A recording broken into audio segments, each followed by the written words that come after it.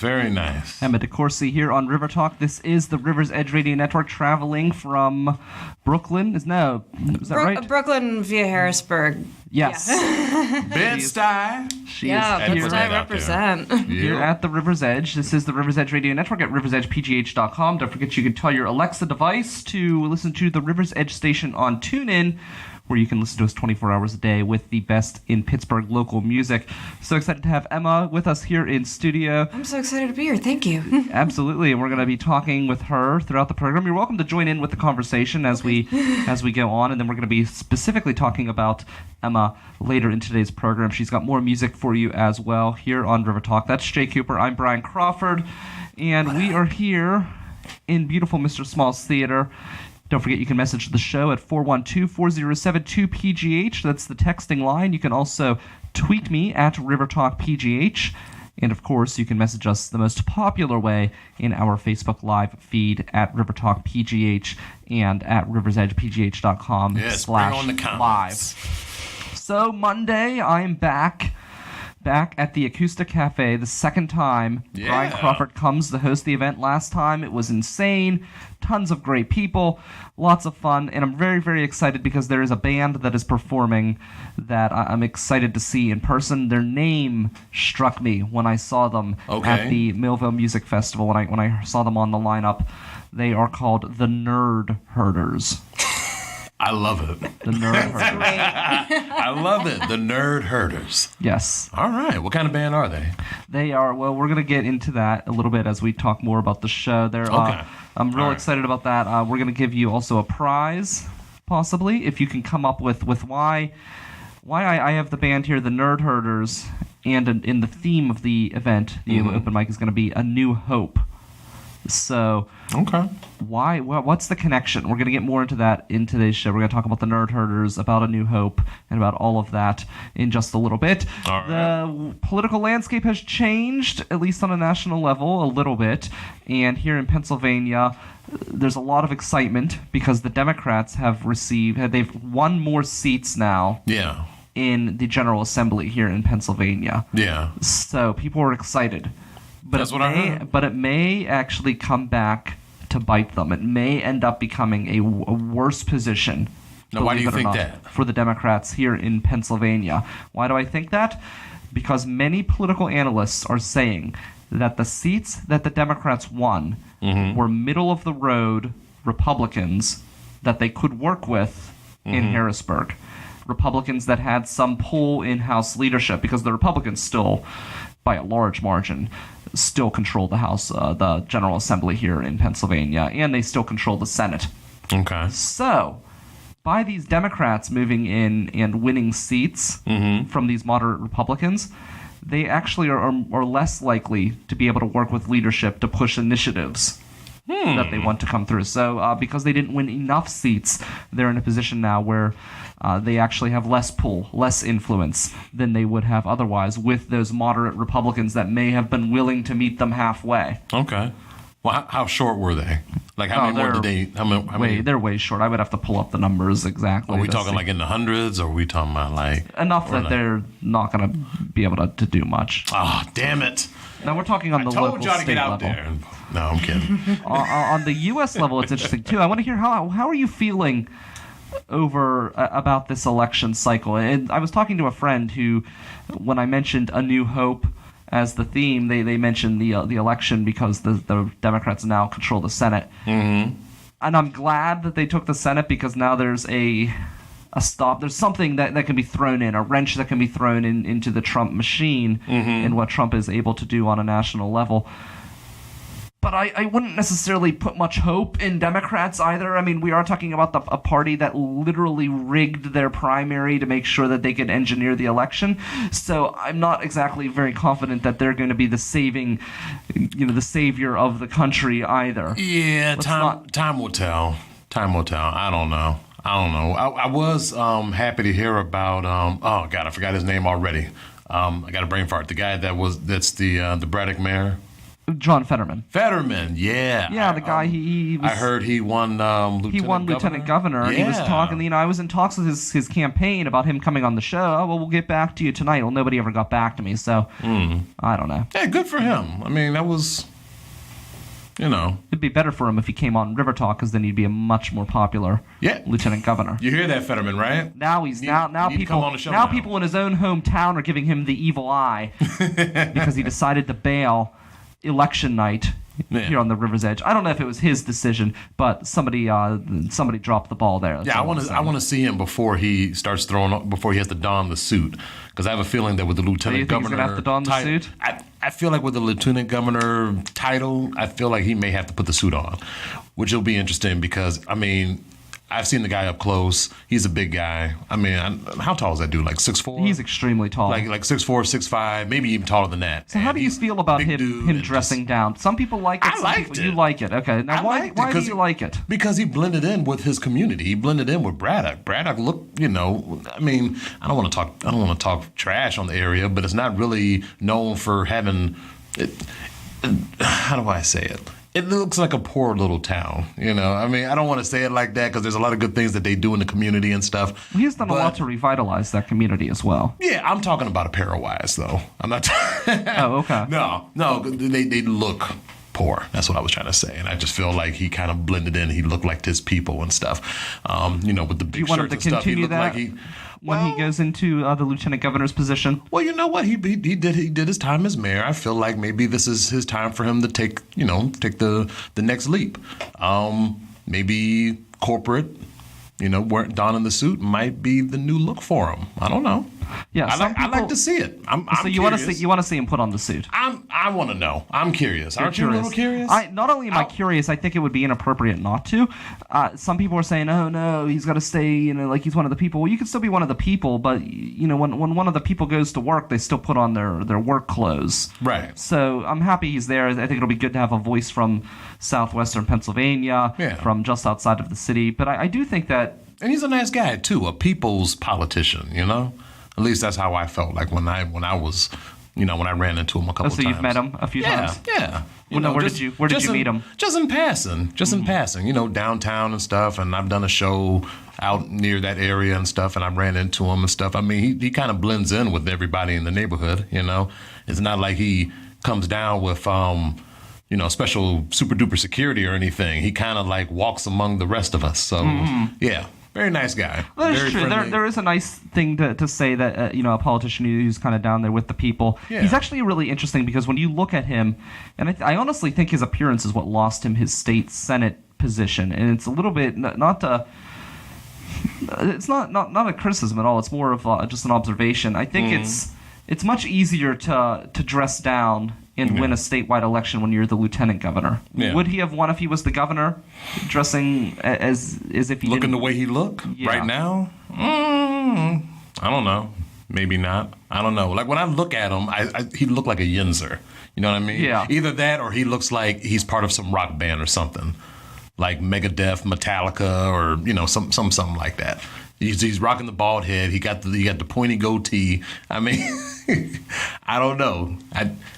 Like when I first heard of him, when I first heard of the guy, and then when I met him, I was thinking to myself, man, this guy's the mayor? Yeah. Huh. He is interesting. The mayor. Yeah. So yeah, like I said, good for him. I hope good things for him. And I finally saw his because when he came up to make the speech, and I saw he brought his family up, I finally got to see his wife. Man. Beautiful. Oh my gosh, she's hot. Interesting thing. Hot wife, man. He may dress down, but he's actually extremely intelligent. I don't know if you know that about him. He went to Harvard. He's a graduate of Harvard. I did not know that. And right there in Braddock. And he really has done a lot for that community as far as bringing some really nice things to the community, such as the Brew Gentleman and a lot of artwork. Now, I've heard some other criticism from some other elected officials in the area that he's brought a lot of nice things, but it isn't necessarily always bringing jobs to the local person. I don't know. I don't live there. Right. That's something I've heard as well. But I think I think it's good to have somebody from the local area in Harrisburg. It's got to be better than Corbett. I remember when Corbett won, and I thought, okay, great. We've got a guy from Pittsburgh in Harrisburg. Maybe we can start getting some of the goods, right? As opposed to Philadelphia just pillaging the state coffers for my entire life. I thought, finally, it's our chance. Finally, it's our turn to get the goods. And then Tom Corbett, say what you want about him, he was extremely fair in not just funneling the money to Pittsburgh. Okay. And we needed at least a few years of funneling the money to Pittsburgh. We needed that. We needed the money. We needed the money. So, screw you, Tom Corbett. You fucked up. We could have used the money. So maybe Fetterman, as he is a Democrat, and Democrats are, well, not anymore. I was going to say typically they're more keen to spend money, but you look at the Republican Congress right now in the United States, and they're spending a ton of money. So that's maybe not necessarily the truth anymore. But maybe he would be more willing to throw some extra money Pittsburgh's way. Maybe he can use his influence to throw some money Pittsburgh's way. Yeah, it's a why really not? weird situation. He ran as lieutenant governor. You usually don't see a switch. So Tom Wolf is the incumbent. You usually don't see a switch in the lieutenant governor as a new election cycle comes through. Yeah. But the two of them, Tom Wolf and his current lieutenant governor, they don't even speak. They dislike each other. Oh, wow. They're not even on speaking terms. Well, that's not good. Yeah, horrible. Yeah. So, if you're coming to AcoustiCafe tonight or you're just listening to the show, well, you have to come to AcoustiCafe to win the prize. If you can come up with the association, why is this Monday's AcoustiCafe titled A New Hope with the band Thë Nërd Hërdërs performing at the event? If you can come up... You got me thinking about the movie now. Because they were... What movie? Revenge of the Nerds, because they were kind of like a. Well, they were kind of like a symbol of hope. You're on the right track, but you're a little off. 412-4072-PGH at River Talk PGH, and of course in the Facebook Live chat. That's Jaye Cooper. I'm Brian Crawford. Why did I come up with the theme A New Hope for this Monday's AcoustiCafe featuring the Nerd Herders? Give us a message right here at River Talk PGH. But right now, it's time for Cooper's Corner right here on the River's Edge. Oh, yeah. Cooper's Corner. Cooper's Corner. Cooper's Corner. Cooper's Corner. Cooper's Corner. Cooper's Corner. Cooper's Corner. Cooper's Corner, yeah. Woo. Yeah. I'm calling this I was in a mood today. I just felt it. I'm calling this the age flux. Yes. This Cooper's Corner. I like that, the age flux, man. Age flux. You know what? I got to say, I really support this guy. This Dutch entrepreneur by the name of Emil Radeban, 64 years old. He's hoping that he'll be able to change his date of birth from March 11, 1949 to March 11, 1969, after his doctors have said that he had the body of someone more than 20 years younger than himself. Wow. So how old is he now, you said? 64. Wow, okay. 64, yeah. So he argues that, hell, if transgender people are legally allowed to change their sex, then he should be legally allowed to change his age, which I found interesting. How do we argue that? Because I kind of get it. At the same time, I don't at all. No, I get it a little bit, but I'm thinking to myself, like, how's that going to work? Emma, though? you're shaking your head no. You disagree. Well, chip in. Or do you what's your opinion? Tell us why. Well, the technical definition of transgender means that you can change the gender presentation, Yes. and but the scientific sex means at least this is what I remember from biology class. Mm-hmm. So yeah, I kind of feel like it falls into the category of what you can't change, unless unless you do go the full surgery. I mean, this kind of falls into the category of physical change, right? No. Seeing as how, well, not physical Here's the change, thing. because he looks young, but he's old. I look young. If you want to call 64 old, if I didn't sleep overnight and I didn't have these bags under my eyes, I'd look like I was in high school. Should I go back to high school? And you do look young until you start putting on that 5 o'clock shadow. Then you're like 30 again. Here's the thing: age is you cannot dispute age. You come out of the womb, or you're born in a tube somewhere. One of the two. You come out, and that's it. Time goes by. You can't change that. So you can't change your age. This sounds like a guy who just is looking to not take responsibility. Well, I think life. I think what the main thing is in the article, they said that it is his real age is affecting him finding work. And at the same time, and this is actually selfish. So what? Anybody who can't find a job can just say, "Oh, well, I'm actually 20 years younger. I'm very employable." Some people don't hire old people, But and also, he's trying to pick up people on Tinder. So I think that's a little selfish. That's a little dumb to do something like that. So is the job thing. I mean, there's a million other people out there. Maybe not a million, but there's a lot of other people out there who cannot find work.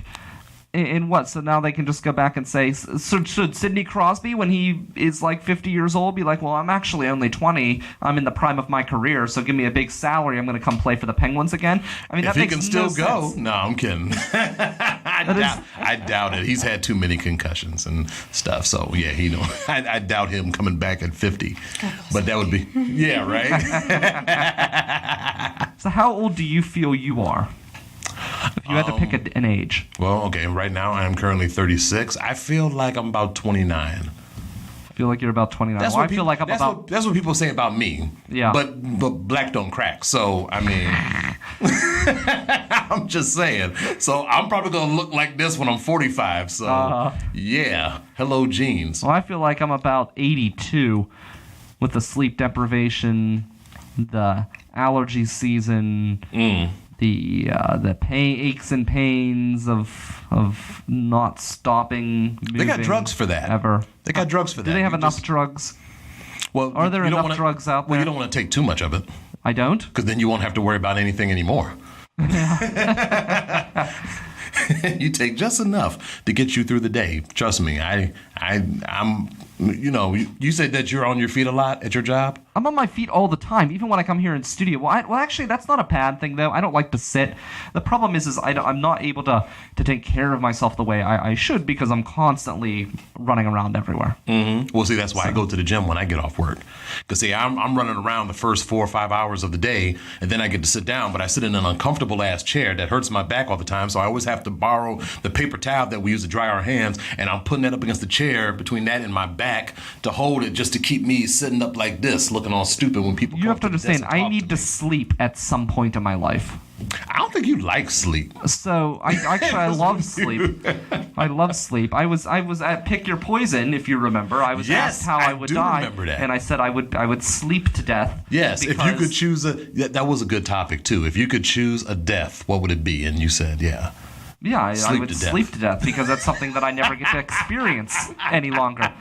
But here's the thing. People always say, oh, you just have to make the time. You just have to make the time. Well, that's easy to say when you don't run a business and a full-time job where you're working 6 days a week, overnight, and my laundry, I have this giant pile of clothes in my room because I can't get to the laundry. My car has been a mess forever. I don't have a minute to clean it. I left work today. So, okay, I go into work, right, last night, 11 p.m. Get off work I ended up having to work 2 hours of overtime. Get off work at 9:30. Get here by 10. Okay. Show ends at 11. I get home by like 11:15, 11:30 by the time I'm done here. I eat, get to bed by like 1 p.m., have to be back up by 5 p.m. so I can get ready to come here for a show. After the show, I have to edit it down. Then I'm still behind on editing. And then I need to eat again before I go back into work at 11, where I get off at 7:30, where I have to... No, I get off again at 9:30, which then I have to come here to Mr. Small's Cafe, right downstairs, where they have great lattes and alcohol, fantastic stuff, and great food, home of a really good Reuben. Yes. Be there for a coffee event from 11 to 1, and then I have to go home and sleep for a couple hours to wake up to get back to a fundraiser down at Howard's Pub for the Millville Music Festival with Jenny and the Jags in day shift at 8 p.m. Jenny and the Jags. And then I go back to work the next day. So please tell me when in that time frame I'm supposed to get to the gym. I don't know. Exactly. You would have to work out at home, I guess. Yeah, but you're not supposed to work out before you go to bed because then it keeps you awake. I don't know. That's what everyone says. You just have to make the time. That's have to make the time, Brian. Make the time. You just have to make the time. That's argumentative because I work out a little bit before I go to sleep just to release some tension. You know, I do push-ups and stuff like that and stretches and everything. So I mean, I got to keep these guns looking right. You know what I'm saying? I will say, like, when it comes to physical movement, I constantly am going because if I can walk somewhere, I walk. I don't take the car if I can. And when I'm at work, I'm constantly on my feet the entire day. Now, okay, let me ask you this. Do you have arch in your feet? No. You're flat-footed too? I'm extremely flat-footed. Oh, shit, my man. Man, being flat-footed sucks. It's awful. It sucks bad. It's a terrible experience. Yeah. Oh. Now, like, what happens to you? Do you have actual pains in your feet? Yeah. Like I don't get a ton of pain. I get like, it feels like pins and needles or something I don't get that at the bottom very of my often. foot, and then sometimes the biggest thing is the swollen ankles. So I don't get any of You would that. think I ate a whole bunch of food with salt in it because my feet are just getting everything is getting swollen and fat, and I got to sit the fuck down and pop a couple Aleve or something and just chill for a second, you know. Yeah, no, I don't have anything like that. What happens to me I become like the energy is sapped out of my body, through from my head all the way down into the floor. and I'm just exhausted all of the time, and I pass out from having flat feet. And what will happen is I'll go home, like I won't be in pain while I'm walking. Like I'll be in pain, like it's weird. It's like there's a pressure, but it's not a pain. Like I don't feel a pain, but I feel a pressure. And I don't know if you do this, but I'll stand on the sides of my feet to try to relieve it. Yes. Things like that. And I'm a leaner. I lean on shit. I do, Yeah. and I know that's bad. Well, I know need you to get shouldn't do inserts. that. I have inserts, and that has changed my life completely. Getting inserts in my shoes. Oh yeah. But yeah, the flat feet, that's an issue. But the inserts have definitely changed my life. Are we but, talking about like Shoals or something? Yeah, but Okay. not just any Dr. Scholl's. You have to go to the machine, or get a prescription one. But they have a machine Oh, at like Walmart. the ones at the pharmacy, and they tell you which one to use. Yeah, that's the I one you always have been to one go. to try that at the Rite Aid. Yeah. It's much better. Like if you go just like over the counter, it's rubbish. It's not going to do anything for you. Okay. So All right. don't forget Nerd Herders, A New Hope, Nerd Rock at the Acoustic Cafe. You knew what I was Where doing. is that connection? Nerd Herders, A New Hope. A New Hope is the theme of the show. If you can tell us, I will give you a CD from the Spring Hillbillies. So that'll be the prize. But you have to come to the Acoustic Cafe and say, Brian Crawford, this is, I'm so-and-so, and I answered your question, and then I'll give you the CD, A New Hope and the Nerd Herders. 412-407-2PGH at River Talk PGH, and then, of course, in the Facebook Live feed. Emma, you have another song for us to Yes. swing us into. She's going to swing us into All right. the Hood Rat of the Week. Okay. So we've got Emma right here. And what's the band's name again, real quick? So My band's name is I Am the Polish Army. I Am the Polish Army, and you That can is find badass. I like that. them. You can find them on Facebook. So in everywhere, all of the social medias. Yep, we're on all of them. Yes. So we have Emma DeCorsey, and that is going to be right now, right here, leading us right into the Hood Rat of the Week here on River Talk on the River's Edge Radio Network.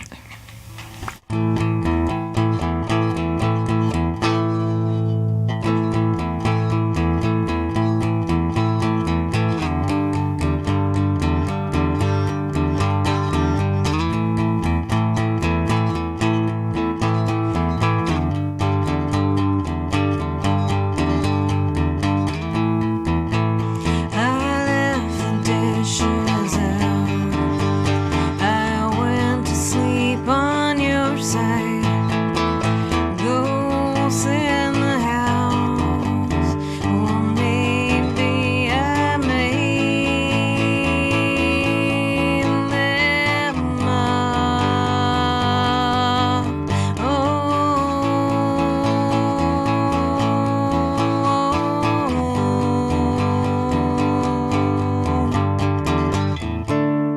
Do me in my own home. Do me in my own home. You're not here to get me up on time. You're not here to help me remember my keys. I made the ghosts up to keep me company.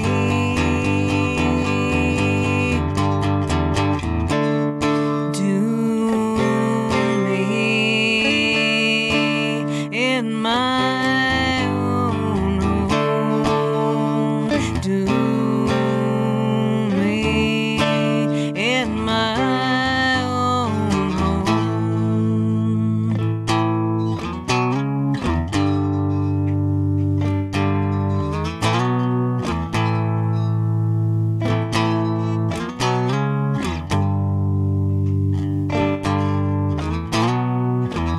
The sound of your voice is a drug, better than mountains and blow.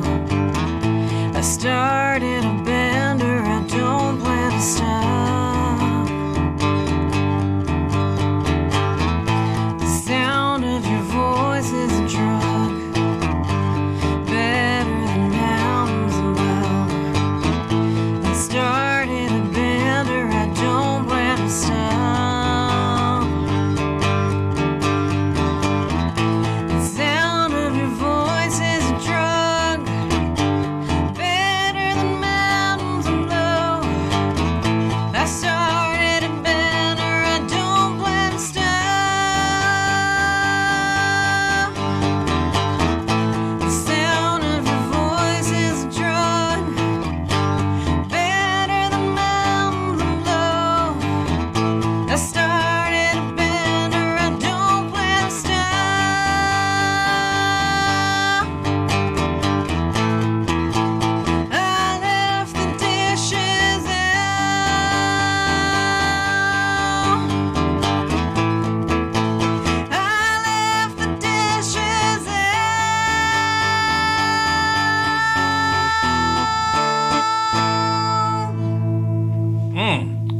right, Emma DeCorsey here on the River's Edge. Yeah. RiversEdgePGH.com. We're going to be talking with her in just a few minutes here, right after the Hood Rat of the Week. I have to ask, though, real quick before we move on, why did you leave the dishes out?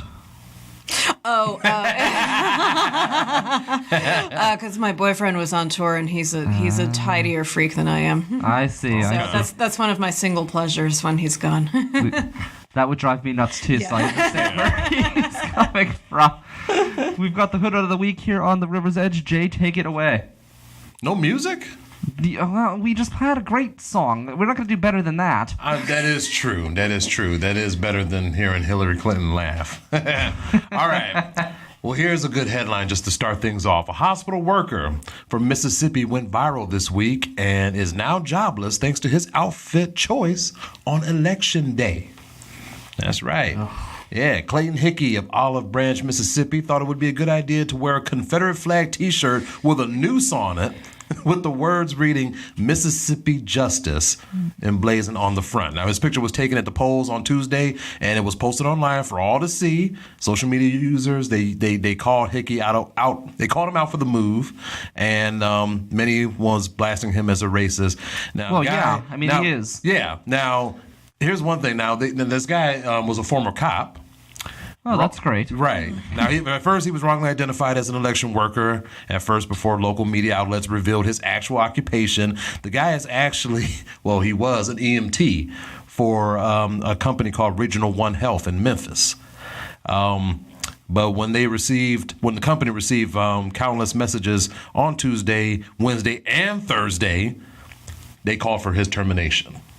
So the man was fired yesterday. Well, you can't be in a job where you can potentially kill someone or someone could die due to your prejudice and maintain your employment in that occupation. You know what? I mean, and I don't want to get in trouble for this. I'm all for freedom of speech and you can wear whatever you want, but there's a time and a place for it. Wear that shit in your house. Don't wear that shit out in public, especially on voting day. And with everything that's just going on in the world and everything that's going on in the country with the shootings and stuff and what happened over at Squirrel Hill, losing the people at the synagogue, and then just the recent shooting in California. Shooting up in California. I mean, and oh my God, one of the victims of that shooting in California had actually survived the shooting in Las Vegas.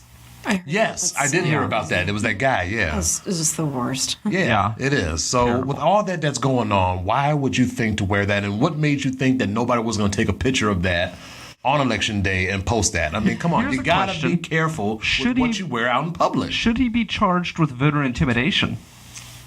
Ooh, that's a good question. I didn't even think about that. Wearing a shirt like that, a shirt with a noose that says Mississippi Justice at the polling location. I mean, he couldn't have just worn a shirt that said Southern Pride. Like, if he had did that with the Confederate flag thing, that would have been cool.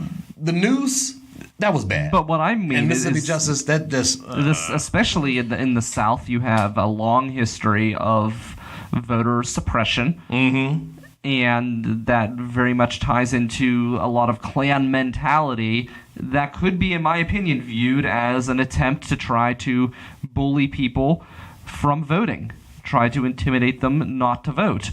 I could see that. Now that you done said that, especially in the South, there were times where you would have 0 Republicans that would vote in an election, and that's because they were bullied out of voting. And this is back in the day when the Republican Party was the party that most African Americans would vote for. Mm-hmm. Back in the day. So yeah, this just historically to me is just so dumb. Mm-hmm. This guy's a cop. No, he's a scumbag. He's a disgrace to the uniform. So now he's a former cop and a former EMT now. Good. I mean, damn. Hopefully he ends up as some retail clerk, and can't even get a promotion there. Not even that, because those people don't want to deal with him. I mean, just based on that and with his face everywhere on social media, I mean, he's fucked from working in anything in the health department. He's fucked from anything working in law enforcement, so... He doesn't deserve the job. Yeah. Go, Yeah. I mean...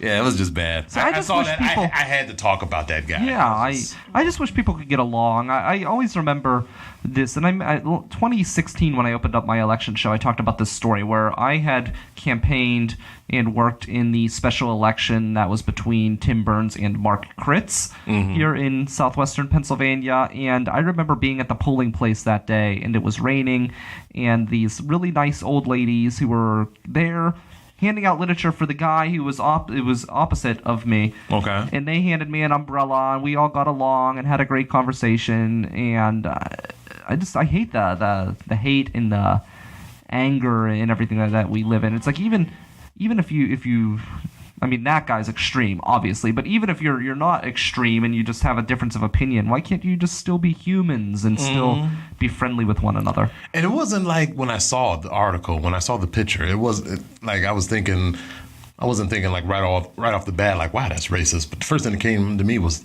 the balls on this guy. Yeah. That's the thing that I'm like, wow. Like, that was the first word that came out of my mouth when I saw that. I was like, wow. Like, really?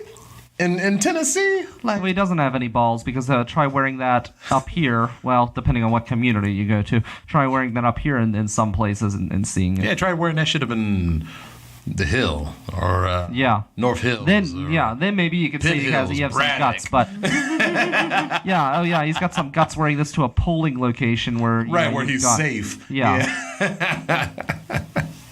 big tough guy right there. Yeah. So, yeah, really, that's sad. That's very depressing. Don't forget, we still are looking for a winner for the Acoustic Cafe. If you can figure out why the theme of the night is A New Hope, it's not that hard, people. My God, I gave you a clue. Does nobody here like sci-fi? Is that it? We don't have any geeks on No geeks, no nerds. that follow the show. They're all following the Herders, the Nerd Herders. They've herded all of the nerds together. So, I love when you did that laugh. I'm sorry. what's that? I'm doing Louis Skolnick, the lead guy. From Well, I've never Revenge seen the show that you're talking about. You never saw the movie? Which one? The Revenge of the Nerds? Yeah, they made like 3 of them. Classic. No, I've never seen them. I don't watch movies though, as you know. Yeah, that's true. That's true. I almost never watch That movies. was a classic It in is the a 80s. That was a cult classic. It is a classic. classic. Yeah, when you do have time, and I know you're a busy man, when you do have you time. would probably love just from the 20 minutes I've gotten to know you spoken to here. me. I think you'd be into it. I think you would too. I really do. Yeah, I think I would. I just never watch anything. I don't know. I'm really lame. Time is hard. Yeah, time is definitely hard. So Emma, you are here in Pittsburgh. You're on your way to Cleveland. Yeah. Emma DeCorsey, you're traveling from New York through Pittsburgh and on your way to Cleveland. So, I mean, I guess you came to Pittsburgh because you're going to Cleveland. You needed a bright moment, right? Because Cleveland can be... Oh. We don't like Cleveland here. Oh, I did not know. No, actually, I don't have any issues with Cleveland, but a lot of people do not like Cleveland. Oh, okay. It's like the Milwaukee-Chicago rivalry. Yeah. I'm from Wisconsin, so like that rivalry has always been really hilarious to me. Oh, really? Well, it's funny, like, everyone here hates Cleveland, and I'm just like, I mean, outside of sports, and the thing is people don't like Cleveland because of... Oh, you do have some serious sports rivalries, too. Yeah. But the thing is the Cleveland-Pittsburgh rivalry really hasn't existed in a long, long time. It's very artificial because Cleveland used to have a really good team that fought with the Steelers. That really good team is now in Baltimore. That's right. So... they have a Cleveland team again, but that team has never been good But ever. yet, over a decade, they have had many times. I mean, I swear, do they not get first draft picks like almost every year because they suck? Yeah. So they get all these good ass players, these good ass young players, and they still can't deliver. Can't get it done. Although I will give it to these guys that did take the Steelers to the limit in the first game of the season, taking us to a freaking tie. I was really pissed off about that. Because really, we should be 6-2 right now, not 5-2-1. Shoulda, or woulda, shit coulda, like that. but Cleveland. Yeah, it is what it is. kicked our But we ass. whooped Carolina's ass yesterday, and that was beautiful. This is true. That was beautiful. And ooh, man. So this is your first time in Pittsburgh? It is, yeah. It is? How long have you been here? Did you just come in today? I literally just drove in. Oh, wow. So you won't get to experience much of it. No, sadly, but that means I just get to come back because now while I was trying to set something up here, I now via like Facebook and email and all this, I feel like I literally know every person in music now. So the next time I roll through, I'm going to play like 3 shows. So how did that happen? Like, it's an interesting network we have here in Pittsburgh of musicians. What was your first connection? Oh my God. My first connection was a really nice guy who was going to play in Brooklyn, and our band played with him. And he was going to set the show up here. Then his father passed away, which was really sad. And so I understood. And then when that happened, he was just like, well, actually, I'm leaving Pittsburgh now. I'm coming back to Brooklyn. Oh wow. So I was like, okay, so that's where that went. And then after that, it was all just trying to meet people. To meet people and I do have a lot of really good friends who are from Pittsburgh, and so they gave me tons of contacts and tons of hookups. So now, as a result, and now I have you two. Now I have you guys, and so now I literally know everyone here. Yeah. So yeah. Oh God, the venues that you can play here. Oh, I know. Well, you guys are. I didn't realize this was the Mr. Roboto building. Well, it's not. Oh, it's not. Mr. Smalls. This is Mr. Smalls. Yes. Yeah. Oh, okay. There's. Oh, wait, no, but there's a Mr. Roboto and there's a Mr. Smalls. Yes. Yeah, Mr. Roboto is a really neat place. Is that where you were Is that where you were going to be playing? I was going to be at Hambones. Oh, at Hambones. Okay. Hambones. I was just about to suggest Hambones as a great venue for music. Mm-hmm. Yeah, no, I Nice. keep hearing that it's great. Yeah, Hambones is. I may stop by there later. And Howlers. You got to try out Howlers. Yeah, too. the last time my boyfriend is also a musician. He played Howlers the last time. Okay. He was Great. See? Yeah, so Mr. Roboto Project, that's really interesting because that's a community run. It's like a non-profit project, which is really neat. Mr. Smalls here has been rated the best local music venue in Pittsburgh several times. So it's a really, really beautiful space that we have here at Mr. Smalls. So it's kind of cool. And you're on the way through Cleveland. Now, do you tour a lot? A little bit, yeah. I can't get I have a normal job, so I can't take. That sucks, huh? Yeah, It does it's suck. they're all very nice people. I'm lucky to have it. So I can't get away that much. So and it's the time that I get. There also has to be family visits and things in there. But I'd like to tour some more. It's tough when in New York we can't. It's so expensive to live there that we can't afford to be full-time musicians. So. Oh, sure, yeah. So that limits your touring time. That's one thing that we are lucky here in this area is the cost of living is so low. So, which luckily it looks like Amazon's not coming here because that would have driven our cost of living. I know. Apparently, Queens might be getting it. Oh, really? Yeah, which will be. I was like, can the subway even handle that? The subway is trashed, by the way. The subway is completely trashed. Oh, if you haven't, wow. But yeah. So I don't think it can. I don't think it can handle another 75,000 people. Yeah, I can imagine.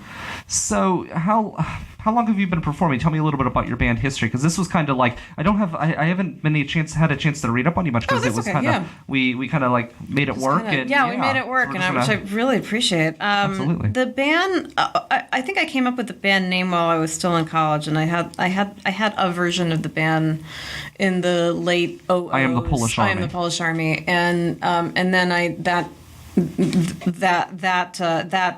that lineup dissolved, and I decided to put it on the shelf for a while, and as these things go, you can't stay away from music for too long. Somebody's going to pull you out and want you to be in their band, and so for that. I had started singing with other people's bands and meeting more people, all of that led to me being like, I've had this band for a while. Maybe I'll bring it back and get it back together. And so about the end of 2015, I started playing with the current lineup of the Polish Army, and we've been pretty. Yeah, we put our first record out in early 2017, and we're working on our second one right now, and then I just put this EP out under my name.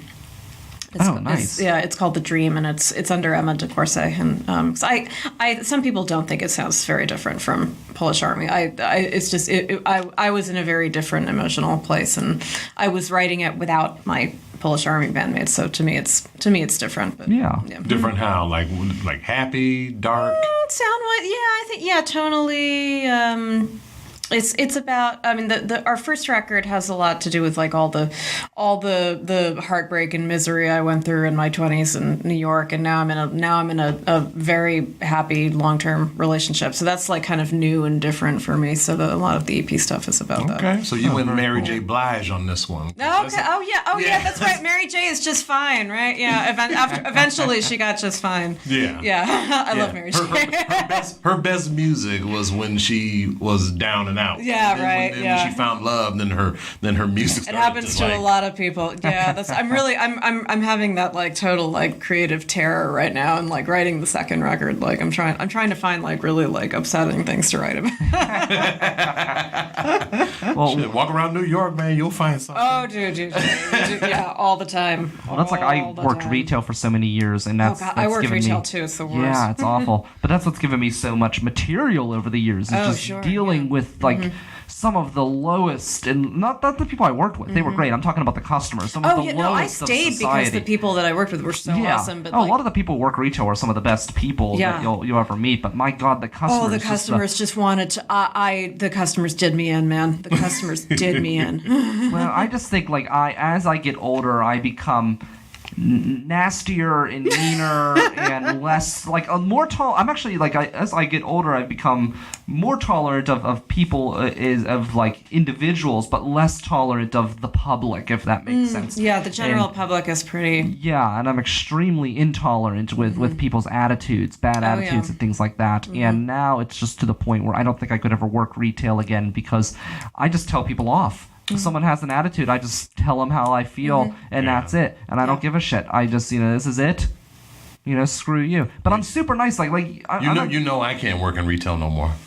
Why is that? Oh, because you've done, you've aired all of your dirty laundry on this program. Yeah, that's why.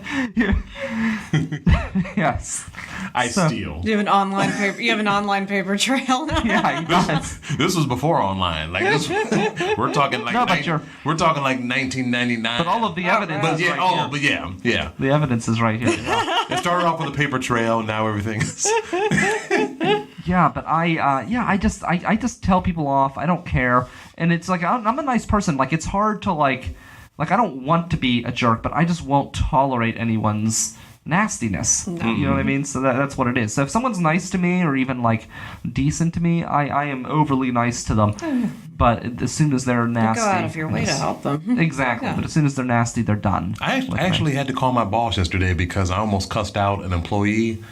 And I was like, I had to walk away. I was like really mad because when I get mad, like when you get mad, it's really hard to come down, So I'm pacing and stuff. I called my boss. I was like, hey, letting you know now, in case somebody calls, sends an email or something saying that I was being, disorderly or rude and everything. I'm giving you a heads up. I'm giving you my side of the story first. Right now. Yeah, I was like, I might get fired today. You might end up having to fire me, but hear me out first. And then, but everything was cool, and he was on my side. So awesome. Yeah, so yeah, I've told off so many people. Like for a while there, I was becoming like. Do you watch Scrubs? Either of you? Have you ever watched Scrubs? Yeah. I was becoming like the Dr. Cox of where I work, where I was just like ripping into people like real creatively, just like tearing them down and like.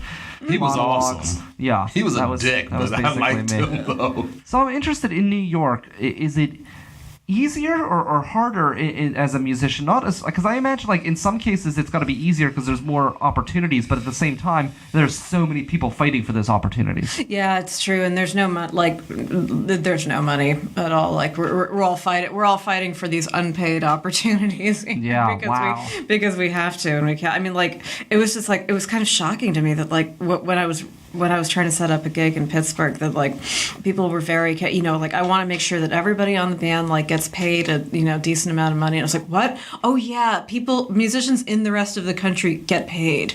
Oh yeah, I forgot.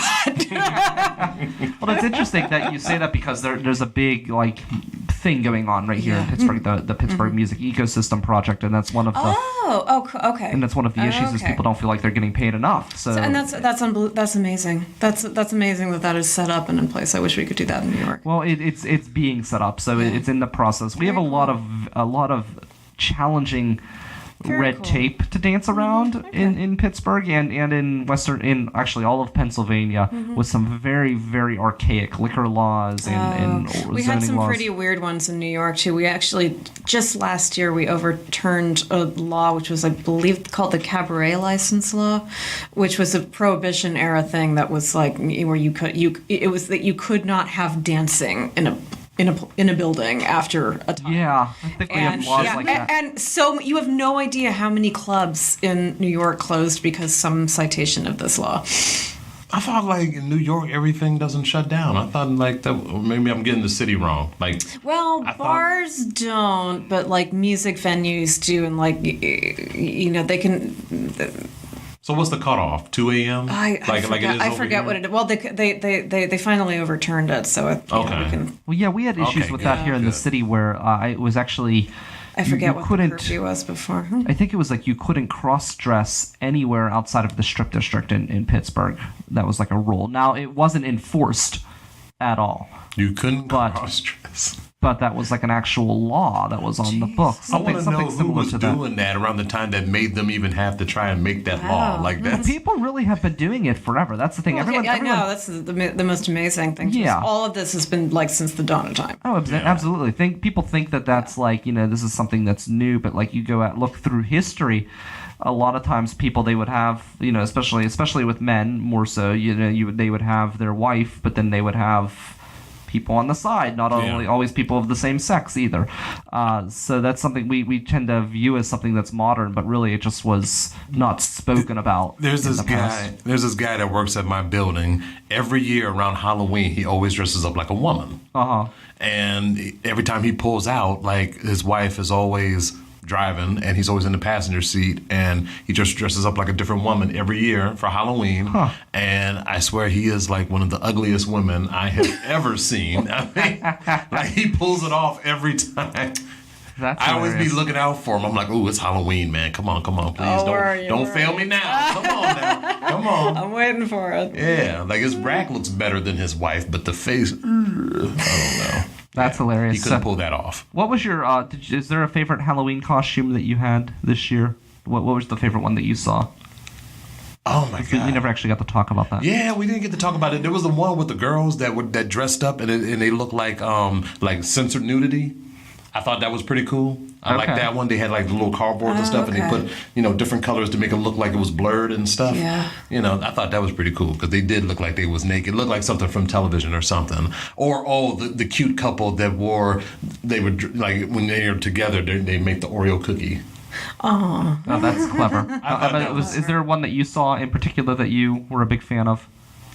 I liked, and I'm sorry to say that I saw this on Instagram. I didn't see it for real, but a friend of mine was the shredded Banksy painting. The Banksy had a painting that like went for tons of money at an auction at Christie's, and then as soon as it sold, it triggered a device that shredded it. Oh, Did you wow! see this? No, yeah. I didn't. So I had a friend who was the shredded Banksy. Oh picture. my gosh! She was like in a black unitard with like with the shredded paper, like just. That is creative. I never thought of something like that. That's cute. Well, this was my favorite. Yeah. There was a guy who dressed up as a bag of Isley's chipped chopped ham. Yeah. Which in Pittsburgh. Oh man, what a legend! Yeah. I wish my friend Johnny were here. He would be like, oh man, that guy's a legend. It was amazing. Like I saw this come across my Facebook feed and I saved it, and I was like, this is maybe the best Halloween costume I've ever seen. It was incredible. So, Chip Chopped Ham, Isley's Chip Chopped Ham. Real quick, before we get one last song in from Emma, Jay, what do you have coming up this week? Tomorrow, we had the Blast of Burgundy, which is a blend of comedy and poetry. It's going down. Wow. It's going down tomorrow night at the Jazz Room in the Cabaret Banquet Hall. We're in Homewood. We got Ray Taylor, who put the show together. She's a poet. We got Miss Debbie. She's going to be doing some poetry. And then we got 2 comedians. We have Miss Shawn McCarthy, who I did a show with before, and she's awesome. And then myself, of course. And Howie D. Mack is going to be our DJ. So that's going to be awesome. Get to hang out with Howie again. And then this coming Wednesday, Howie D. Mack will be performing at the Pittsburgh Improv Comedy Contest. That's Wednesday, November 14th. Be there for that. It's a free entry. All you got to do is just say his name, and then you can go right in. No problem. Then on Thursday, November 15th, is when I'm performing at the Pittsburgh Improv Comedy Contest. Mention my name, and you get in free. All right? Help me get to the finals for the 5th time in a row. Use the hashtag Coop Troop, right? 5-time. 5-time, The baby. 5-time. Yes. 5-timer. Make it happen. Yes. Don't forget, this Monday, 6 p.m., come on by. That's when the doors open. The music starts around 7:15 right here at the Funhouse at Mr. Small's. We're looking at it right from outside of this window. It's a great venue. We're going to have the open mic for the AcoustiCafe. It'll be the Nërd Hërdërs featured band, nerd rock as they consider themselves. Theme is A New Hope. I, Brian Crawford, will be the host. That's going to be this Monday. Stop on by. Looking forward to seeing you there. Emma, you're in Cleveland tomorrow. Yeah, Blue Arrow Records. Blue Arrow Records. At 3 Nice. o'clock. And on Sunday, I'm in Rochester, New York at Rose and Crown. Incredible. Yeah. Sounds fun. So if you want to make the trip out to Cleveland, this is what you'll hear. Well, Emma's going to wrap it up for us. Yes. This is the River's Edge Radio Network. Jaye Cooper, Brian Crawford, Emma DeCorsey. I Am the Polish Army is her band name. She'll be performing at Cleveland tomorrow. This is Pittsburgh's voice for local music, the River's Edge. Later, bitches.